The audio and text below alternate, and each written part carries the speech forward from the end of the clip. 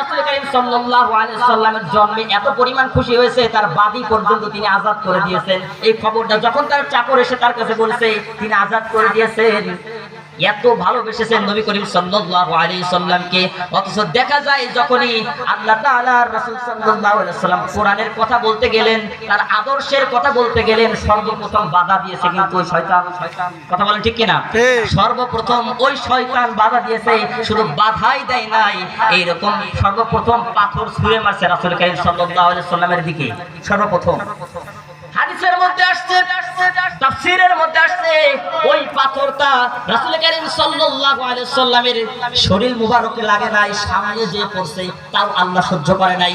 ওর নামে স্পেশাল ভাবে একটা কোরআনের মধ্যে একটা সূরা নাযিল করে দিয়েছে। বলেন সূরাটার নাম কি?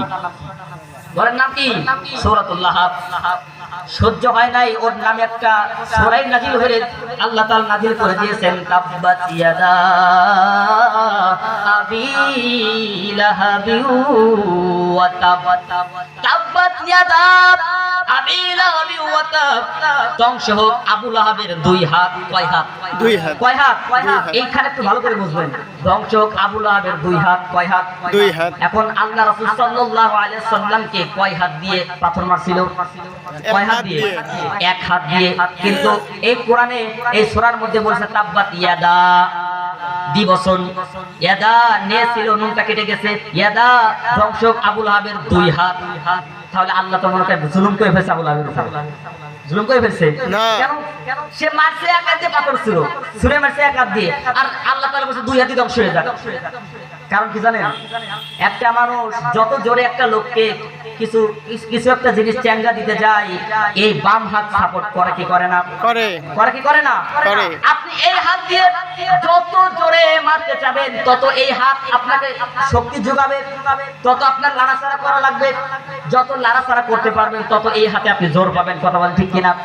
আল্লাহ তাআলা এটাও সহ্য করে নাই যে ডান হাত দিয়ে আল্লাহ রাসূল বিশ্বনবীকে পাথর মেরেছে, এই হাত সাপোর্ট করার কারণে এই হাতও ধ্বংস হয়ে গিয়েছে। কথা বলেন ঠিক কিনা? আজকে বাংলার জমিনে ডান হাতের মতো আজকে এই জায়গা মাহফিল হচ্ছে, এই গ্রামে মাহফিল হচ্ছে, এই চরপুকুরি এখানে মাহফিল হচ্ছে। চেয়ারম্যান সাহেবের কাছে গেছেন, নেতার কাছে গিয়েছেন যে ভাই বা স্যার এখানে মাহফিল হবে, মনে করেন যে এখানে মাহফিল হবে, এখন আপনি একটু অনুমতি দেন। থানায় গিয়েছে বড় বাবুর কাছে যে ভাই আপনি একটু অনুমতি দেন, এখানে মাহফিল হবে। আপনাকে ডাইরেক্ট বলবে যাও মাহফিল হবে, কোনো সমস্যা নাই, আমি থাকবানি সাথে, কোনো সমস্যা নাই, প্রোটেকশন আমি দেবো, মাহফিল করো। এ বলবে কি বলবে না?